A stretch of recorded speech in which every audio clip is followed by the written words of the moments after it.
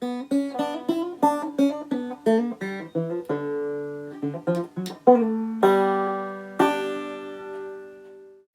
and welcome to another edition of Guinea Pigs with Greg. Today I'm at Stansted Airport travelling to the Czech Republic to judge guinea pigs with my favourite co-judge, Gary Taylor. It's going to be a long journey, about 2.5 to 3 hours, followed by a car journey before we get to the venue. And then we're judging on the Saturday, so that gives us a bit of time to look around the city beforehand. But the journey will give us a lot of time to talk about all things devil related in our new Pink Eye Black project, because they originated here in the Czech Republic, and this is where Gary travelled over on a very long car journey with Tony Angel to collect the original stock. So it gives me a chance to see and meet the original breeders as well whilst I'm over here. We are in the town of Olomouc, and the show is situated in a park, which is beautiful, open, and you get to walk around. There's lots of animals and things, and they have a hall in the park and lots of food vendors. There's a really good atmosphere around, and lots of public can come and see the show. So we're just going to go inside now, have a look around, and you'll get a feel for what it's like here in the Czech Republic. You can see the hall is very well laid out, lots of space, plenty of artificial and natural light, lots of air running through the hall, so the animals' welfare is really well taken care of. All the animals here have to have a health check before they can enter the show, and there are lots and lots of fantastic stalls here selling guinea pig paraphernalia. There's a real sense of community at the show, lots of get-togethers, lots of events, and this wall with all the photos on shows some of the events that the Cavy fanciers get involved with, lots of food and lots of talking and sharing of the hobby. This is something I think I would love to replicate here in the UK. One thing that is very different from our shows here in the UK is the amount of prizes and sponsorship that is given to the winning Cavies. And this is spread completely across the show, from every section all the way down to third place in each section. The winners get some sponsored items, and the club actually puts a lot of their money back into prizes and trophies for the exhibitors. As you can see, whoever wins best in show is going to go home with a giant rosette and a giant trophy. Show our appreciation, Gary Taylor has organised some rosettes from myself and him to give out as extra prizes. Cheers. Cheers. The cages at the show are plastic and collapsible. This allows them to be wiped clean and easy storage, and they're very lightweight as well, so putting the show down takes hardly any time at all. But the cavies get plenty of light and plenty of air, and you're able to take them out the cage from the top. And it's great for the public to actually be able to see the cavies in their entirety. And I'm not sure this will catch on in the UK, mainly because of the investment that clubs have currently put into their steel cages. There are lots of information stands for the public so that they can understand what cavy showing is all about. There's also lots of stock for sale to help people that are interested come into the fancy. As you can see, it's very busy with lots of members of the public and lots of dedicated fanciers all working in harmony together. Produce a catalogue of the show, which basically allows you to identify the cavies that you thought were quite good, so that you can contact the exhibitor to maybe purchase some stock from them. Today we're judging to an EE standard, and every cavy will get a full assessment, and the exhibitor gets to have this themselves. The CAC on there indicates whether the cavy is qualifying for a championship win.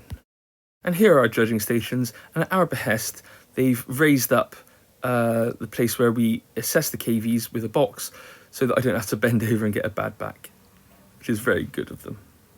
My first time judging guinea pigs in the Czech Republic, and I'm judging the teddies and the skinnies and most of them non-stealth apart from the crest themselves, so wish me luck, and we'll see you on the best in show lineup. There are a very large amount of teddies present at the show, especially solids. There were maybe 7 or 8 solid whites, as well as lilacs and buffs. And the colour on these cavies were fantastic, as well as the coat direction, the density, and look at that head shape, the ear carriage and bold eyes. The one thing I did notice was a tendency for the front legs to be very short, with the cavy sort of leaning into the board. But I guess that's because they don't breed for that over here. They breed more for colour than they do for leg length, I guess. Because we were judging to the EE standard, a Californian marked teddy has to be a perfectly marked Californian. The feet need to be dense in points, the body colour needs to be the right colour. So it's very difficult to judge. I especially like this solid lilac really caught my eye. Yes, I would like a slightly larger ear, but that colour and coat was just so fantastic. The owners present their cavies to me on boards. The boards can be of their own choosing and own size, and they bring them to me for assessment. I then go through the sheet and mark the cavy according to each point on the sheet. So for the teddies, it mostly focuses on coat, but as well as colour and everything else. And I really enjoy this method of judging because it allows you to engage with the exhibitor. Even though it's not anonymous, you're actually judging the cavy in one complete motion. You're not comparing it against anything else until the best in show lineup. So you can be as critical as you want. And I found that the exhibitors really took on board criticism, or as I would say, errors for improvement, very well, because they were interested in our opinions. And that's what the difference is, really. They really value the judge's opinion. Whether they use that opinion or not is up to them, but it's a different eye looking at their cavies. One thing that I think could help improve some of the cavies over here is that the long-haireds do not get brushed out. So they're presented to me completely unbrushed. And I think with the right care and attention, and maybe a slight change to the rules, they could actually present these cavies in more of an English fashion, and they would look much better, and the coats would develop a little bit thicker. But that's just my opinion. I'm not here to change the world. Not all things that are different are bad. So the skinny pig, as you know, is one of my favourite things to judge. I think they're absolutely fantastic. It's not something we have here in the UK, so I take every opportunity to speak to the breeders, to handle the animals as much as I can when I'm judging abroad. And here in the Czech, they have some fantastic examples, real depth and quality in this breed, and they always fascinate me. The standard here is very high as they fill these cavies out. They all have good eyes and ears, the body shape is fantastic, and the skin is very elastic. Another class that I think the UK could benefit from are these breeders' classes, where you show in pairs or quads.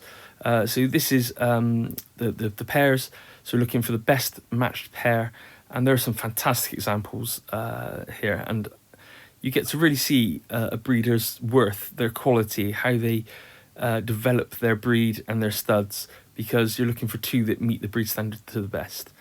And it's surprising to see that some people have amazing consistency in their lines, and I find that very good. Take that one step further, you then have the groups, the quads, and here you really do get to see who's working at the highest levels with their breeds. And I have to say I was very impressed. I mean, the condition and the quality of all of these really stood out, and it made me think quite a lot, which is great. So when you have to make decisions across different breeds as to what meets the standard, that is a very difficult thing to do.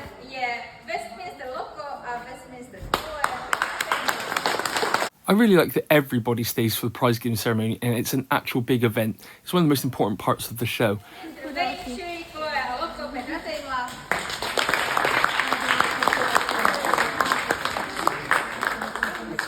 Peter won 2 sections, and he's going to need a trailer to take all his winnings home.